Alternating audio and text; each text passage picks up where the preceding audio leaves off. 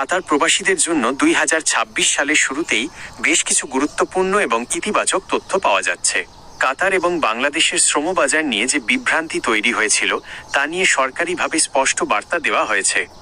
আপনার জিজ্ঞাসার প্রেক্ষিতে সর্বশেষ আপডেটগুলো নিচে তুলে ধরা হলো। কাতার ভিসা ও ম্যানপাওয়ারের বর্তমান অবস্থা। সম্প্রতি সোশ্যাল মিডিয়ায় বাংলাদেশিদের জন্য কাতারের ভিসা বন্ধ মর্মে যে খবর ছড়িয়েছিল তা সম্পূর্ণ গুজব বলে নিশ্চিত করেছে প্রবাসী কল্যাণ ও বৈদেশিক কর্মসংস্থান মন্ত্রণালয়।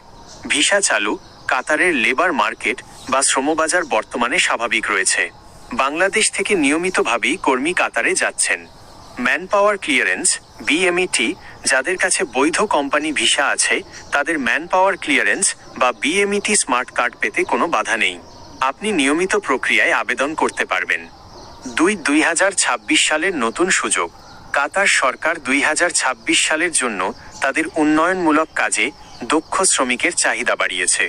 বিশেষ করে নিচের খাতগুলোতে নিয়োগের সম্ভাবনা বেশি: নির্মাণ খাত, কনস্ট্রাকশন, মেগা প্রজেক্টগুলোর জন্য দক্ষ টেকনিশিয়ান; সেবা খাত, হসপিটালিটি, হোটেল, রেস্টুরেন্ট এবং ট্যুরিজম খাতে বিপুল সংখ্যক কর্মী নেওয়া হচ্ছে।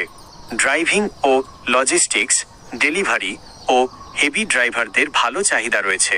আইটি ও স্বাস্থ্য খাত, দক্ষ ইঞ্জিনিয়ার ও নার্সদের জন্য নতুন সুযোগ তৈরি হচ্ছে। 3. ভিসা পাওয়ার প্রক্রিয়া ও খরচ। কাতারে যাওয়ার ক্ষেত্রে ফ্রি ভিসা বলতে আসলে কিছু নেই। আপনাকে অবশ্যই কোনো নির্দিষ্ট কোম্পানির স্পন্সরশিপে যেতে হবে। প্রসেসিং টাইম: সাধারণত সব কাগজপত্র ঠিক থাকলে 2 থেকে 4 সপ্তাহের মধ্যে ভিসা প্রসেসিং সম্পন্ন হয়। ম্যানপাওয়ার খরচ: বিএমইটি ক্লিয়ারেন্সের জন্য সরকারি ফি এবং আনুষঙ্গিক খরচ মিলিয়ে 7,500 থেকে 8,500 টাকার মতো খরচ হতে পারে, অনলাইন বা সরাসরি আবেদন ভেদে। 4. জরুরি সতর্কতা: দালাল থেকে সাবধান।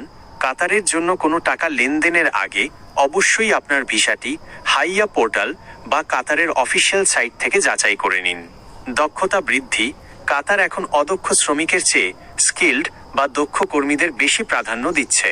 তাই যাওয়ার আগে নিজের কাজের ওপর ট্রেড কোর্স বা ট্রেনিং করা থাকলে বেতন ও সুযোগ সুবিধা অনেক বেশি পাবেন।